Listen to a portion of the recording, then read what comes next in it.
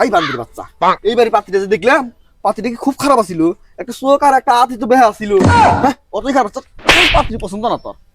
এই সিধয়া সিধয়া আমি তো ফিরে আসতেছি।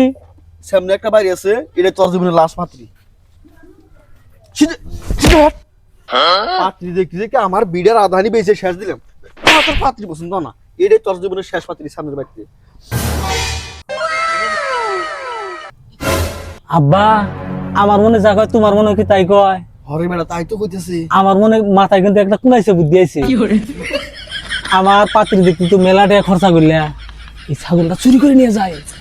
কমসে কম আর 50টা পাত্রী দিয়ে হের। হ্যাঁ। আরে তুই জুরি খুলে আমার হাতে দিবি, আমি নিয়ে 2 দিন পাঁচ মাস আসবে।